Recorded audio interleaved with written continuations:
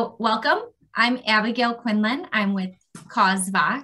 I'm the content and education piece of our programming. And of course, we have Julia Campbell, and I believe your name is spelled wrong on there. I'm sorry. Oh, yeah, that's okay. It's Campbell. So we are going to have her talking today about social media and our key strategies. But before we get into that, I do want to talk a little bit about CauseVox. So we are a fundraising platform that hits all of your pain points and makes them feel a lot better. We have our best-in-class fundraising platform. We have some great hands-on support, and we are a top-rated fundraising education. So that's what you're on today. All of our webinars are free for our clients and all of the public to view and watch later. So if you guys have to jump off at any time today, know that you will get a recording so you can jump back in and grab all of Julia's great tips. So with CauseVox, you're able to raise more with less time. Typically, we have really clunky donation forms. We have really hard to reach peer-to-peer fundraising. CauseVox is reducing that. You're going to be able to raise more with less time, less staff. You're going to be able to modernize your donations. We replace that outdated, clunky form with mobile optimized forms. So people who really want to give on your phone are able to do that. People who prefer online still looks amazing. And they're able to create payment schedules that are flexible for them and help out your nonprofit. You can campaign for literally anything. So it's easy to launch a fundraising site for your giving days, for your annual campaigns, and it really helps to drive more donations through the donation counter, the social media sharing options, and that storytelling tool that we keep front and center with all of our campaigns. Hands-free peer-to-peer fundraising is probably one of my favorite features of CauseVox's platform because we're able to really mobilize our network to acquire new donors. That takes the stress off of your staff. You're able to connect with people who already connect with your mission, and you're able to really utilize those networks. We also have features where you're able to sell tickets with your events. You're integrating that with all of your fundraising opportunities. So you're giving all of your nonprofit supporters the opportunity to give back through event ticketing. Now let's jump into, I'm just going to stop sharing and I'm going to let Julia take over and introduce herself and get us going. All right. Thanks, Abigail. Thanks so much for having me here. I'm really excited to be here today, seeing all of your lovely names and where you're from. And there's going to be something for everybody, no matter your mission. And I hope that you get a lot out of this webinar. So I encourage you to put your questions in the Q&A because the chat can sometimes go quickly and sometimes things get lost, but we'll take as many questions as we can at the end of the webinar. So if you are not familiar with me, some things to know about me. I'm a mom of two, and I've written 2 books, Storytelling in the Digital Age and How to Mobilize a Social Media Community for Your Nonprofit in 90 Days. So I specialize in storytelling and social media. I am the host of the Nonprofit Nation podcast, which is my true love and one of the pillars of my business. And I absolutely love it. I would encourage you to check it out. And I come from the sector. So before I started my business about 12 years ago, I was a one-woman development director or marketing director. And I call it, the kitchen sink coordinator, the person washing the coffee pot and getting the balloons for the events and running the name tags through the printer and all of that. Things that I know a lot of you are very familiar with. So what are we going to cover today? We have a lot to cover and I have a lot of slides, but we'll go fairly quickly and you will get the slides. I just sent them to Abigail, so you'll get the slides and the recording afterwards. So I encourage you to sort of think big picture, take some notes down. If there's a tool or a link or something you missed, you're going to get all of that information sent right to you. So we're going to do a brief overview of the landscape that we're talking about. My 3-part framework, social media marketing framework. And it's always good. I always love to fill my webinars and trainings with real world examples and battle tested tools. So things to make your life easier. So what are some trends nonprofits need to consider, especially as we are going into this phase of marketing where it's really no longer about the what. It's no longer about the stuff that we make or the stuff that we do, but it's about the stories that we tell. And this is a picture of Seth Godin, who is my favorite thought leader in marketing, has written many, many books on marketing, is an incredible genius. And I encourage you to check him out as well. So does social media matter? Does it still matter nowadays? Is it still relevant? Yes. So the majority of NGOs do agree that social media is effective for creating online brand awareness. And a lot of the nonprofit website traffic comes from social media, 30%, and 36% of users say they've used sites to show support for a cause, which is the actual piece of data that I'm much more interested in. I would love to hear how donors and supporters are using it. So what I found really interesting is that in the latest Global Trends in Giving report, social media usurped email for the first time as the communication tool that most inspired people to give. And you see email as a close second, but email is usually first. So for the first time last year, social media is a communication tool that inspires people to give. 87% of donors who donate first from a social referral source make their second donation from a social referral source. And social media drives 57% of traffic to fundraising campaign pages, which is incredibly important for a lot of us. Now, in terms of Facebook fundraising tools, the latest data, I wish there was more data, but the latest data to come out of Facebook itself, they claim that $5 billion have been raised through fundraisers on Facebook and Instagram. So it's clearly a popular method for people to discover causes they care about and to give to them.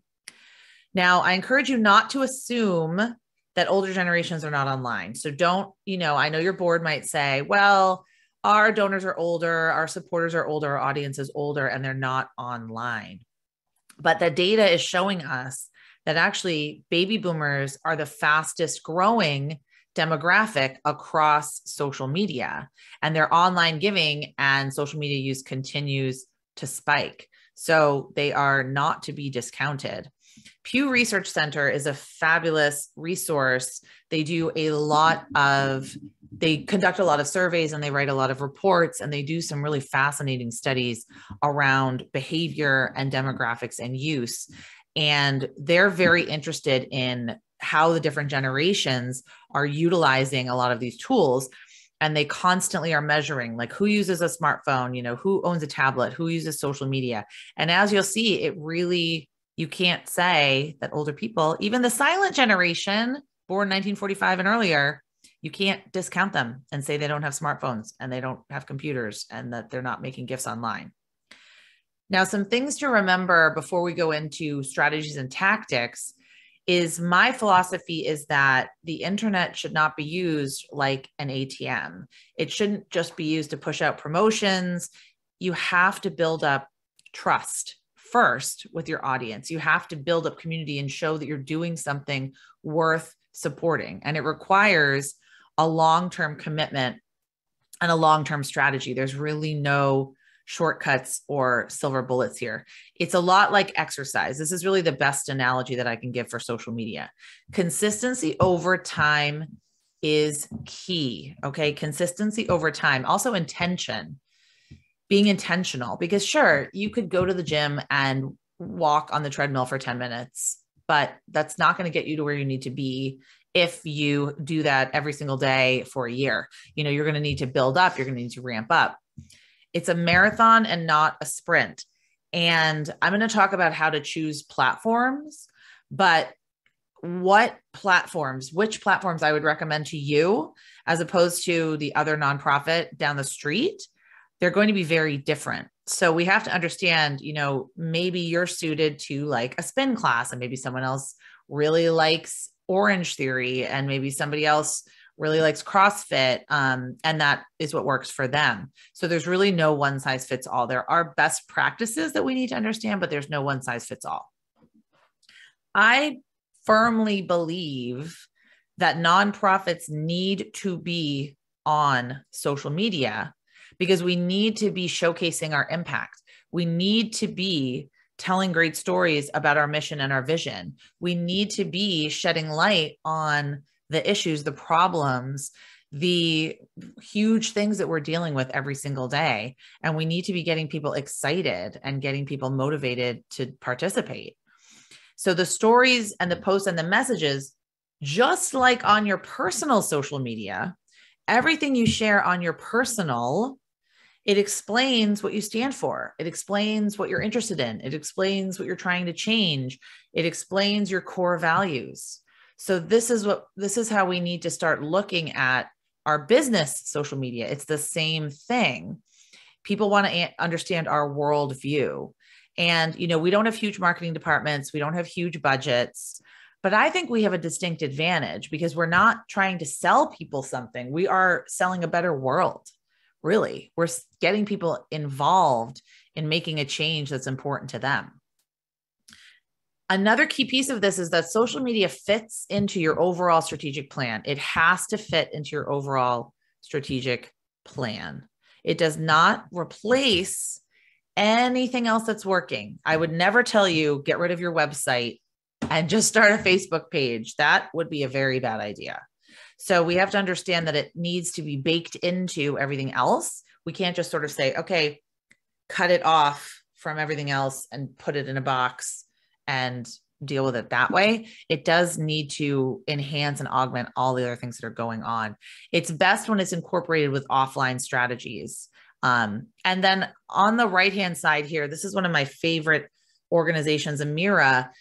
This is how they share stories without sharing client names and without sharing faces. So I'm sure a lot of you have confidentiality restrictions. You've got security. You also have, you want to maintain client integrity. You want to ensure that you're protecting your clients. So if this is something that you can't do, you can't share stories on social media, look at what Amira did here and try to adapt it that way. They didn't share names, identifying details, anything like that. And they still managed to share a great photo and a great story and invite people in. Leave a welcome note for her in the comments. And thank you, Amira community, for continuing to support us to make moments like these possible. That's the language. They're building a community. They're getting people involved. I see their posts and I feel so happy and proud to be a monthly donor of theirs. Another important thing to realize, especially as we have seen in the last few months, we do not have control over these channels. The algorithms can change at the drop of a hat. Facebook, the changes to Facebook and Instagram ads that are coming around, that are coming to fruition now with the iOS updates and data privacy laws and all sorts of different regulations around content and ads that can be posted. As we know, we don't have control over these channels. We have to take them at face value and hopefully encourage people to come on over to our email list or our donor list, which we own, because we do not own these channels. So where do we find help? What do we do? How do we go forward? Like maybe some of us are tearing our hair out and thinking, how can we make this work? How can we make this fit in? And I think a mindset shift is really required. We tend to think of social media as a megaphone to promote our agenda, but we need to start thinking of it as a gift for our supporters. What can we give them? What can we give them that they're going to want? Most of us spend so much time on social media on the left-hand side here, right? The blue part, things that charity wants to tell a donor. We want to talk all about us, every single service we have, how we do it. And we forget that a lot of people really want to hear that their donation made a difference, that they are helping move the needle on something that's really important, that the problem is worth solving, that your solution is definitely worth investing in, that there is some need in the community that is not being filled. And that is where you come in. And also using social media to address stereotypes, to address myths and misconceptions, and to create that empathy. And that's where storytelling comes in. It really helps to create that empathy that we so desperately need right now. I don't think anyone would argue against that. So that's our unique responsibility. We know that trust is at an all-time low. I firmly believe that we need to be counteracting all of the negative on social media with our positive. We can't sugarcoat what we're doing, but we certainly can bring inspiration and light to the world. So how do we do it? So I have a really simple 3-part social media storytelling framework that you can use to clarify where you're going, captivate your audience, and then cultivate them. So it's a lot of C's, which is so funny. So clarify, build your roadmap. We'll talk about that. Captivate, that's all around content. And cultivate, it's what you're doing afterwards. It's consistent cadence, creating your calendar, and committing to that cadence. So the very first piece, it's not, okay, let's share an Instagram reel. It's clarify. What are you actually doing and why? And I've been in this meeting. What's the campaign idea? We're going digital. Well, that's not a campaign idea. That's a tactic. Facebook, YouTube, mobile app, Pinterest, those are tactics. What are we going to do on all these channels? I don't know. We'll figure it out later. This is where we tend to start, but we need to start with the goal. What could happen if we knew we couldn't fail? What do we hope to achieve? What does success look like? What do we want people to do?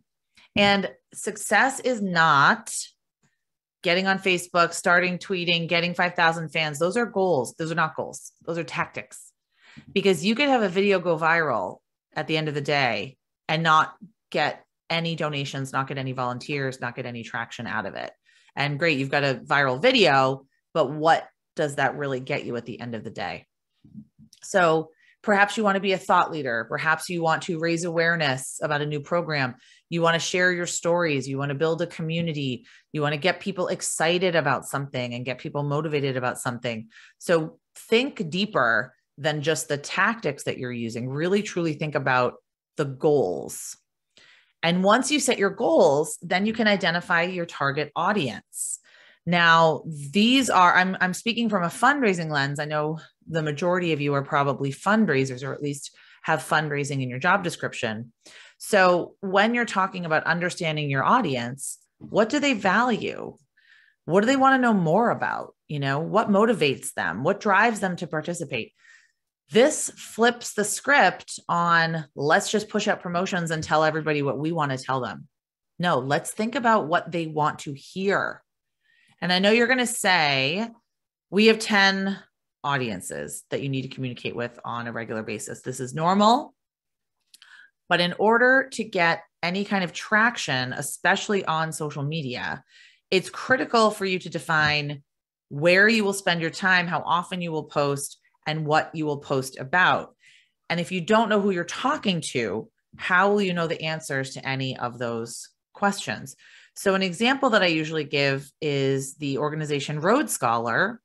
And they had, 250,000 when I started working with them, Facebook fans, but they got very little engagement. It was because they didn't really understand their audience, and they were just pushing out promotions of their fundraisers and information about their educational trips. But now they actually are asking for engagement. They're sharing things to really create a community around the people that are invested in what they do. So they flip the script on what they wanted to say and really now focus on what their audience wants to hear from them. Also think about knowledge gaps, your unique knowledge of the issue, the cause.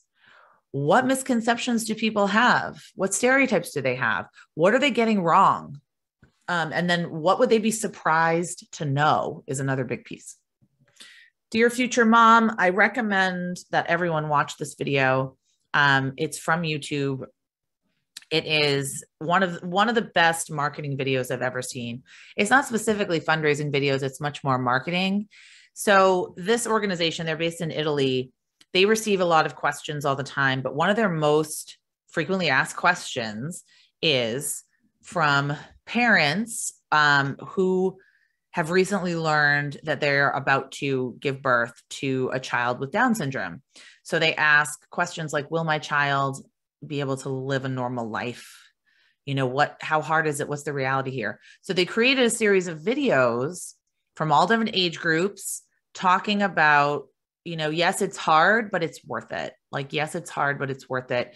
Here's some of the things that we can do. Here's some of the great things about it. Here's some of the things that are not so great. So creating this video that talks to not only people that want to learn more, but also as a donor, this video would be incredibly powerful and you would feel an incredible connection to the organization. So I think that's a great example of addressing myths and misconceptions in a way that will still attract people with a really compelling marketing message. All right, now we get to choosing platforms. Now I teach a 5-week online course, and we take a week for goals, a week for audiences, and a week for platforms. And we're going to do it all in 45 minutes. But these are just a really quick overview. So when you're choosing your platforms, notice how I didn't go to this first, because you can't. You simply cannot choose your platforms if you don't know your audience and you don't know your goals. A great example. If you came to me and met me in the grocery store and you said to me, Julia, where should I buy a house? I don't know. I have not met you before. I don't know your budget. I don't know if you want to live near a school. I don't know if you want to live in a warm state or a cold state or a red state or a blue state. I don't know what you want. So there are all sorts of questions that need to be answered before you can answer where you are on, where should we be online. And the two primary things you need to nail down are goals and audience. But which online platforms will help us reach our target audience and take the action we desire? Don't be afraid to break up with platforms that aren't working.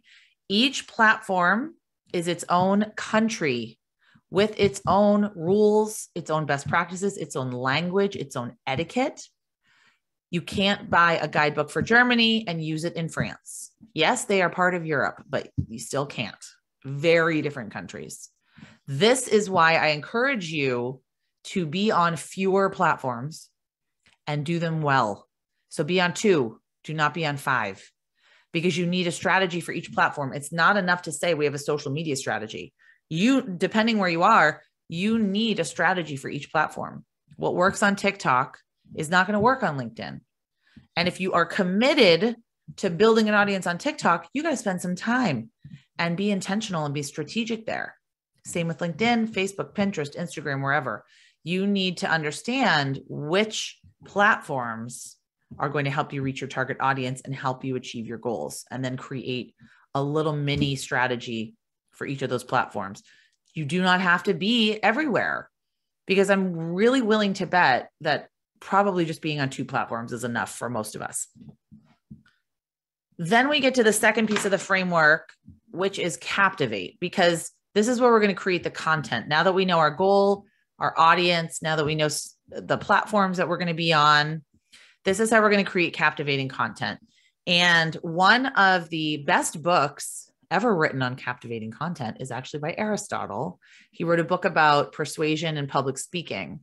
And he said, the only way to persuade someone to do something is to have these 3 things: ethos, which is credibility. That's why I read my bio before the webinar. Pathos, which is emotion. That's kind of emotional connection.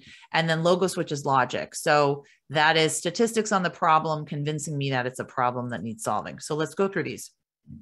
The ethical nature, this is ethos. So this is going to show me that you're credible, that you walk the walk, that you know what you're talking about. This is why branding can be important, having an up-to-date website, having up-to-date social media posts, because it makes you look credible. This is really helping me answer the question, why should I listen to you? Why are you trustworthy? So this is where blogs come in, stories of your staff come in. Social media can really help you create this sense of ethos and credibility. Sharing information on your staff members that really show you walk the walk is really what it's about. And then this is logos, which is the logical rationale. So this convinces me that the issue is something that I need to start thinking about. 1 in 9 residents of Eastern Massachusetts doesn't know where their next meal will come from. So these are statistics, data on the problem, showing me it's urgent, showing me it's relevant, showing me that it's something I need to pay attention to. So facts and statistics, analogies, citing authorities, case studies, all of that, that needs to be a main pillar of your social media content. But then also, you know, you can share it in a storytelling way. So in this video, Hungry Kate, the girl with the bellyache, it's not a real person. It's not a real story. It's animated. And they highlight the problem inside the story. So they start with a story and then they insert the data in there it really helps you seem more credible. Now we know that data makes people think, but emotions make them act. So we can help them think all day long, but if we are trying to get them to take an action, then we need the emotional appeal. We need pathos. And this is storytelling. So these are stories that resonate at a deeply human, universal level. And just beyond, you know, Jane came to our food bank and Jane got food and Jane went home. These are the stories that move people from passive to passionate. So I have some examples. Who will come to my graduation? This is Plummer Youth Promise, small organization in Salem, Massachusetts. Also, they can't tell stories with identifying names and details and photos, and they can't have their kids on camera because they're minors. So they still manage to do incredibly evocative, compelling storytelling with all of those restrictions. So I love how they start. They start with the problem. Okay. Foster youth often worry about this question, but not Matt. He knew we'd do whatever it took to make sure he wasn't alone on his graduation. And then it talks about the solution. And then it invites you to donate at the end of the email, be part of the solution. This is the example we looked at before. So it grabs you with this great story. It talks about the problem, and then it invites you to help solve it. Grabs you with the story and the visual, and then tells you exactly what the problem is. You know, the hurricane brought water all the way inland. Our house is flooded. My house is completely destroyed. And then it invites you in to help solve the problem. So when you're doing fundraising on social media, especially, you do need all three of these elements. But I don't want you to just pull heartstrings. Now, who has seen the Sarah McLachlan ad? I don't know if they run it anymore. To be honest, I don't have TV with commercials. Like I have a Roku. And so I don't see live TV usually unless I'm watching like a Celtics game, but I don't think they run this ad anymore, because what happens is we get desensitized to it. There are memes about it. Hi, my name's Sarah McLachlan. I'm about to ruin your day. There's ones about grabbing the remote. There's ones about running in the other room. There's ones about turning off the TV. Because what happened is, yes, it did raise millions of dollars when it was initially on. But if you only pull heartstrings, not only is it unethical, but it's going to cause fatigue. People are going to become numb and desensitized to the issue. So don't just pull heartstrings. Tell happy, fantastic stories. Charity Water, love them or hate them, their marketing is phenomenal because they made a decision at the very beginning. They wanted people to feel joyous when they gave to charity. They wanted people to feel joy when they saw their content. They did not want to share pictures of children in villages with flies all over them and distended bellies. They didn't want to share any of that. They want to share the impact, what clean water means, and help people understand that clean water can really change lives, but help people understand that this is a positive. We don't just have to do a before and after. We could just share the after sometimes. And I love how they really bring you in, like you did it. We couldn't have done it without you. So that's an email that I was sent from them. There's so much that's not normal about raising a kid with a disability. Goodwill's LifeWorks is something with a focus and routine he can do every day.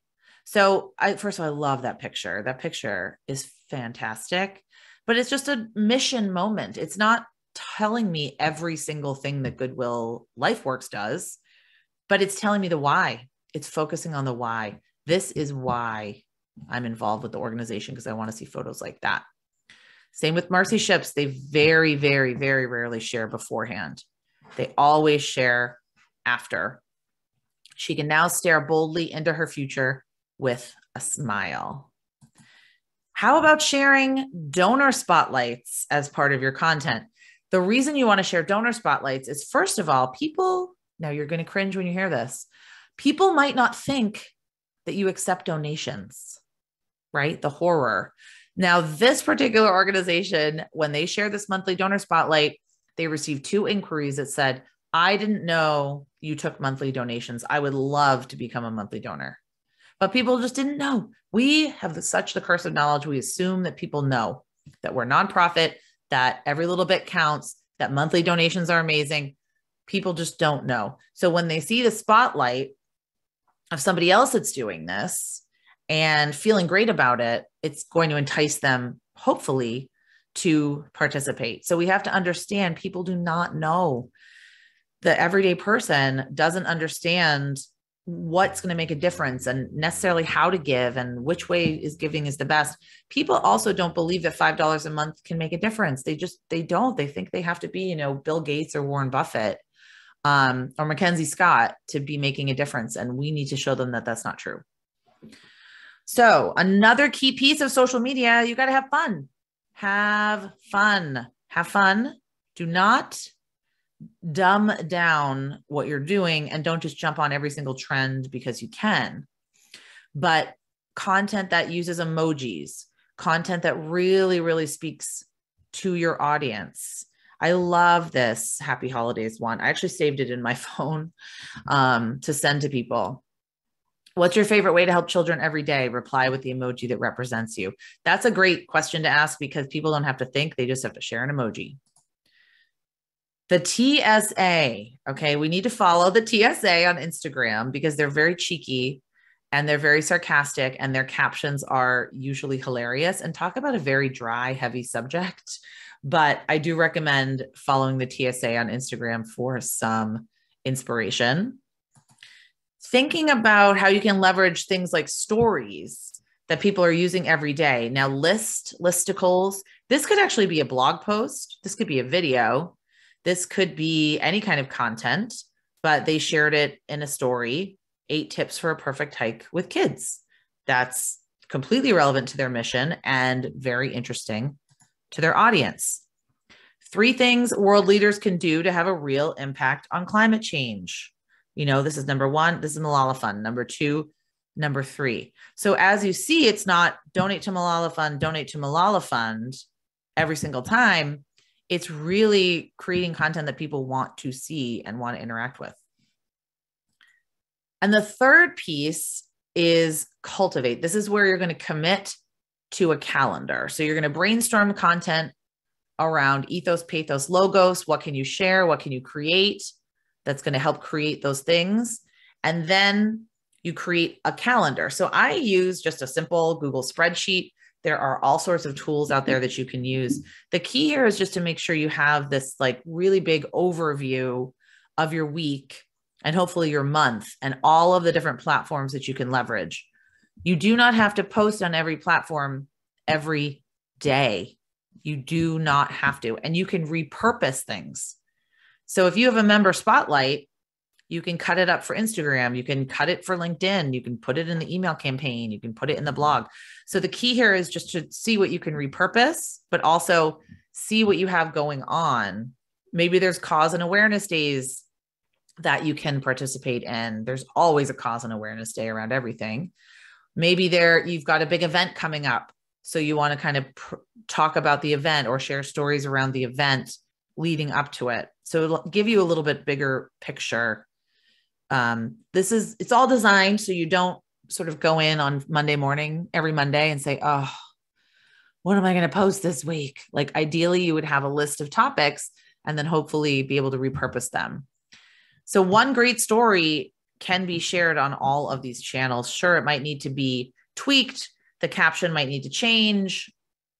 The photo might need to be resized, all of that great stuff. Because like I said, remember, platforms are different countries with different languages, different etiquette, different best practices, strengths, weaknesses. But if you have you've got the gold, you can mold it into a ring or a watch or a bracelet or a necklace. Now, your new mantra is less is more and focus over frantic. Always do a few things better than a lot of things kind of half-baked. That's really my mantra too. The good news is that your social media studio, it's in your hand probably right now or right next to you on your desk. It is your phone. And there are so many tools that you can use, whether you have an Android or iOS or Samsung, whatever. Canva, of course. We'd be remiss if we didn't talk about Canva, the best tool of all time. I know most of you are familiar. If you just go to canva.com/nonprofits, you can get a premium account for free. And you can also see what I really like. They have some case studies. So you can see what you can create. And then they have some success stories, which I love reading success stories. So you can see how other nonprofits are using it to get some inspiration. Now, the great thing about Canva right now is that you can actually not only use it for graphic design, but they have a social media management platform. So you can kind of do all in one with Canva. Animoto is another one. I really like Animoto. This is a video platform. So I love that they have a whole focused nonprofit page, and you can get started for free. But with Animoto, you can actually add the photos and videos that you already have, and they will create these great little montages for you. You can get, Creative Commons music that you don't have to pay for. You can customize it with your own colors, with your fonts, with, all of your different branding assets. So check out Animoto. That's a good one for your phone. And then the WordSwag mobile app is another one that I just really like, especially if you're on Instagram. You can just kind of enter a quote or some kind of text, and then it will cycle through. It's actually even easier than Canva, believe it or not. It will cycle through several different templates for you. So for instance, like I just wrote, a picture's worth 1,000 words, but original optimized timely visual content is worth 1,000 shares. I just wrote that text and then I put it into WordSwag, and then I kind of cycled through a bunch of different already pre-made content. So I didn't have to type it in again. It was amazing. So WordSwag, I think, is pretty great, especially for Instagram. Now for scheduling, this is a question I get all the time. I like to use Buffer. I also really recommend, actually, I don't have it on this slide, but I do recommend for Facebook that you use what's it called? The Meta Business Suite. I'm going to type it into here. The Meta Business Suite and Business Manager Overview. So if you just Google Meta Business Suite, it's going to show you, it's going to look like this. This is mine because I'm logged into Facebook. You can get your inbox, you can get notifications, you can get a planner where you can create posts. Now, what I love about this, when you create a post, let's see. I just want to do a test. It will actually show you optimal times. So these are optimal times based on your audience, your interaction, your engagement on whichever account it is, Instagram or Facebook. I love the optimal times. So you don't even have to think about it. So the key here with the Meta Business Suite is that if you use Hootsuite, Buffer, Later, HubSpot, any of those, Facebook hates those. They don't like those. They want you to use everything, all their little babies, all their little shiny tools. So if you are scheduling to Facebook and Instagram, I really recommend using the Meta Business Suite.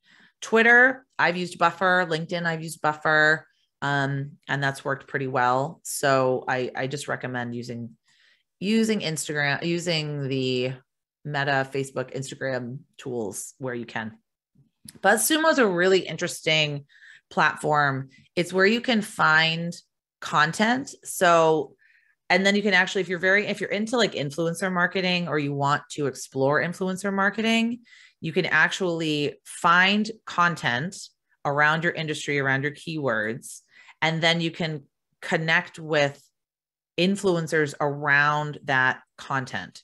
So I just think it's really interesting because then we kind of get out of our own heads and think, oh, this is interesting to my audience. But then we actually find out what's really interesting to the majority of people that are searching for those terms. So those are some tools that you can use. Now, as we wrap up here before questions, I want to leave you with the 3 keys to social media success. These are things we cannot avoid. You need all 3 of these things. So you need to be consistent. And that doesn't mean just posting and leaving. That means managing your community, answering questions, answering those DMs, acknowledging people when they tag you. It just means being present. It's a 2-way street here. We can't just post and leave. Creating content that people like to watch, read, share, and comment on. So not creating content just based on what we want, but creating content that people like to watch, read, and share, and curating content. So it doesn't always have to be yours. You don't always have to invent it. You can actually share interesting content from other sources with a laser focus on what your audience wants. And then the third piece is something that nonprofits really struggle with, is confidence. You need to know what you stand for and stand up for the people that you are serving, for the problem that you're solving, for the, whatever the program is you're raising money for. Be confident in it. And don't be afraid to talk about what you stand for, your values. Don't be afraid to take risks. Don't be afraid to be provocative if that's what it takes. I mean, we don't want to be provocative for provocative's sake, but we can't just toe the line anymore. We can't make vanilla content that we think is going to appeal to everyone, because we need to attract the right people. We need to attract the people that are going to take an action with us. So Dr. Sandra van der Linden said that marketing, it should be the creation of a shared identity between the individual and the cause over time. And I really firmly believe that with social media. Would people wear your t-shirt? Would people put a bumper sticker on their car? Would they put a sticker on their hydro flask or their water bottle?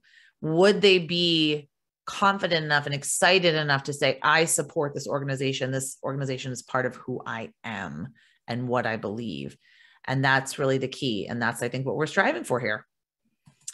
All right. So we got a lot of time for questions. I'm really excited. I want to encourage you to join me on LinkedIn. I spend a lot of time there. I also have a free Facebook group for nonprofits that I run, and it's really great conversations in there all around social media, all around digital marketing. So I encourage you to check both of those out.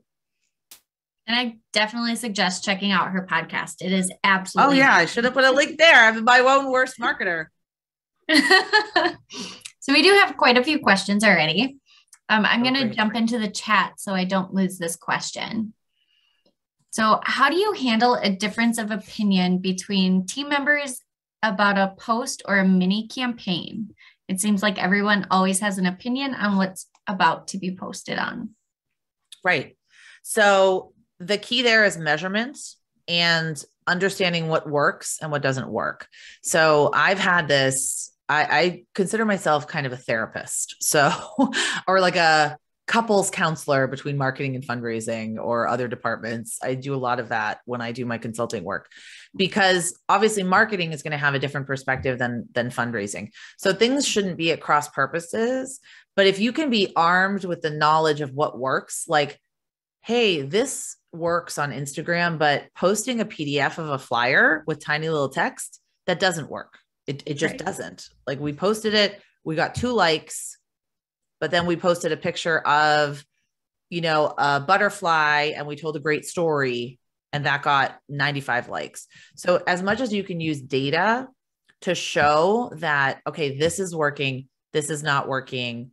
And as much as you can actually point to examples of what is working and what's not working. So, I really think that there should be one department that's ultimately in charge, but they should be reporting out and getting feedback from all of the other departments.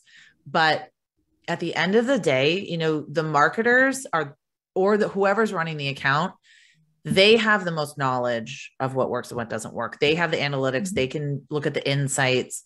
They can, they are on webinars like this. They're learning the best practices. So just make sure you have data to back it up. And then also make sure it's just not too many cooks. There is one person that's sort of like the buck stops here, or maybe it's the executive director, or maybe it's somebody, but just make sure that people have input and they feel heard.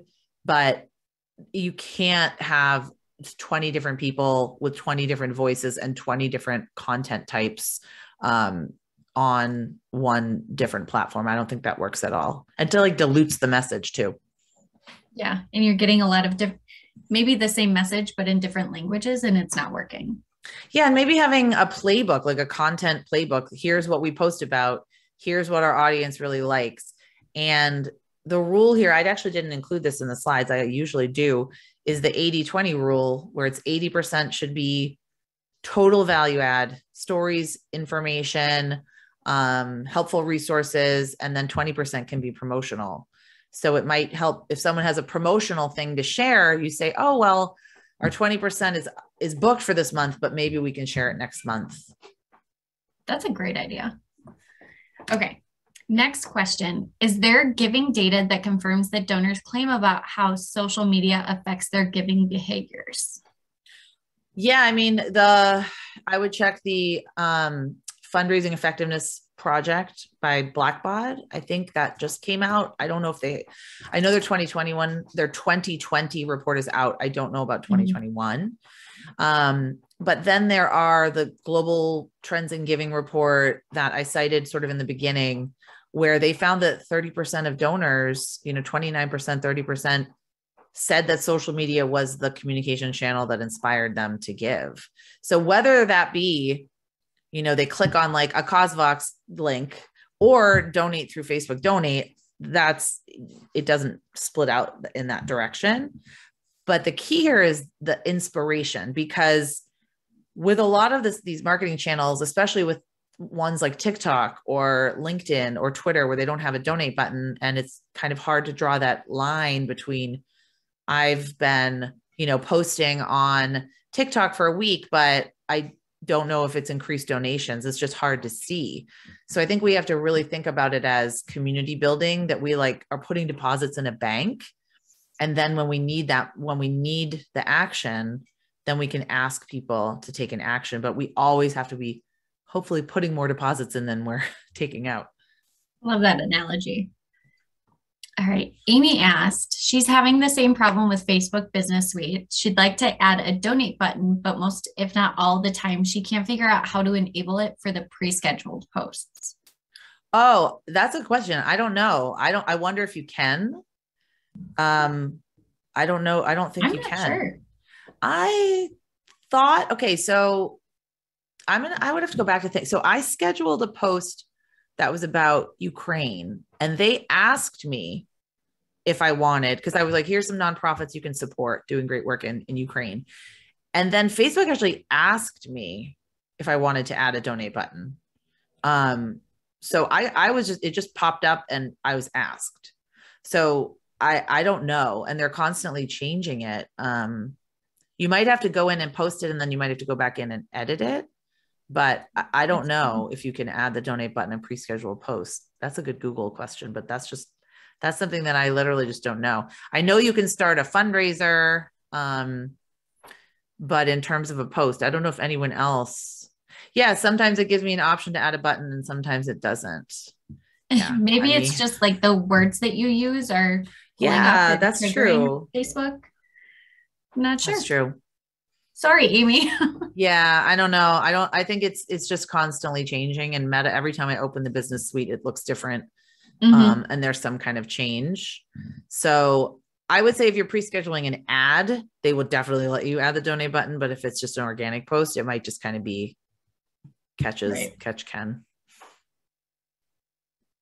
Okay. So another question, as an organization that had one post go semi-viral, how do you leverage that exposure? You have to have a plan for the post. So it depends on what the post is. So the post if say it was, I mean, I had a post that just went viral and I didn't have a plan for it, and it's fine. So it was about how I started my business 12 years ago and I was laid off from my job 8 months pregnant. And then I talk about that experience. And for me, it just helps the algorithm understand that people like my content. So for me, I didn't have like sign up for my email list, or I didn't have a call to action at all, but I did get a lot more followers, LinkedIn followers. So with something like that, you might just have to take it as, okay, it's increased engagement. You're going to get more followers. And then it shows the algorithm that people like you. And then your next post could potentially have a call to action, because your next post, more people are going to see, because the algorithm said, oh, everybody liked this last post from Julia. Her next post is probably going to be good, and we're going to show it to more people. The thing that I did was I just individually connected with a lot of people on LinkedIn, and, my new followers or people that had liked it. I added, I was trying to add people to the Facebook group. I just see it as like building your audience is also a metric that you want to use. Mm-hmm. And hopefully that increased engagement will then turn into something you can leverage. The other thing is you could actually create an ad, especially if you got website traffic. If you have a Facebook pixel, you could create an ad and target all of this traffic, all this increased engagement, and then actually ask them to do something. So if there is an action you want them to take, I would recommend taking all of that data that Facebook has and Instagram has, I don't know where it went viral. YouTube also has this information, and targeting an ad to those people. I love that idea. So Emil posted, it was about an immigration policy, and a prominent senator liked the post, and views snowballed from there. Well, I'd connect with that senator maybe, mm-hmm. Because it's such a myth that we can't connect with politicians. We certainly can't endorse them, but I would potentially connect with them, maybe invite them, and maybe invite somebody, the other opposing senator from the state, or both senators from the state, do a Facebook Live around it. See if you could get a little bit of a post in their legislative update or their newsletter. So if you're looking at people like that, like influencers, immediately reach out to them and say, we saw you liked our post. We're so excited. But we'd love to give you more information. We wonder if you'd love to come talk to our audience about it. We wonder if, you would share it actively share it with your audience. So that's really exciting. Okay. One more question. Do you think boosting posts on Facebook or Instagram really does help with community outreach? Boosting posts as just using the boosting button, mm-hmm. I don't think really works, because I think that the Facebook ad platform is so much more powerful, and you can do so much more. And also with the standalone ad, you can actually target such a refined audience. You can actually target people that don't follow you yet. With boosting, you're really just you're actually paying the algorithm to do what it's supposed to do, which frustrates me. So you're paying Mark Zuckerberg to actually do what he's supposed to be doing, which is show our post to more than 1% of our fans. So boosting, to me, I don't like paying money for anything unless I know what I want to achieve by it. Like, do I want to get more people to my website? Do I want to get more donations? Do I want to get more people to sign up for something? Maybe it's fill out a petition. Do I just want more video views? There has to be an objective. And I think with boosting posts, it gets a little muddy. The waters get muddied, but with a standalone ad, the ad platform has so many more features where you really can target and get very granular about the objective you want to achieve. So I wouldn't pay money for things unless I know exactly what I want to get out of it, and how I'd measure success. And maybe just growing your audience. People use Instagram ads to grow their audience all the time. Maybe that's a measure of success, but just know what is your measure of success and be sure that you're tracking it. Great. Yeah, these are really, really great questions. Yeah. Links versus photos versus videos. you want me to address that? So I have an idea. So videos work best across the board on all platforms, but it has to be like an in-platform video. So do not share a YouTube video to Facebook, because we have to think about this. Facebook does not like YouTube. It's a competitor. So that's why, remember when we used to be able to share Instagram photos to Twitter and it would pull out the Instagram post, and then Twitter thought, I'm not doing that anymore. I'm not going to connect with Instagram and get more people to Instagram. Like, we're competitors. So that's why it's really hard to get anything that with a link in it to go viral, because they don't want you to go off their platform, all of them. They want you to stay internally. So as much as you can post a video, you can post a photo and keep people on the platform. Those are the ones that are going to perform better. You know, those should be in your 80% column. Your 20% column could be read our blog, go off our website, sign up for a newsletter. But those posts, we just have to understand these platforms are multi-billion-dollar businesses, and they have a very good strategy to hook us, as we know, and keep us on the platform. Right. We did get a comment that one of our viewers didn't realize there is a difference between ads and boosting. Yes. And so there, you go to Facebook Ads Manager to create an ad, and then you can really make it look perfect. You can take a post that worked well. That's something that I've heard being recommended, is if this post is doing well, to actually take it and make it into an ad, and then you can even target a wider audience.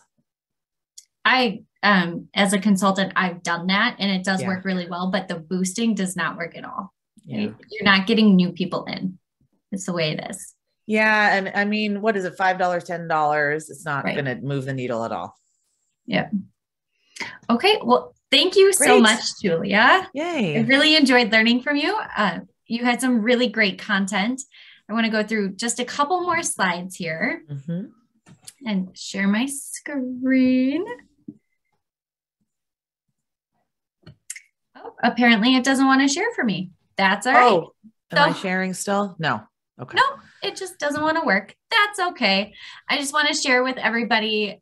Thank you for coming. I have a couple new steps or next steps for you to grow with your digital fundraising.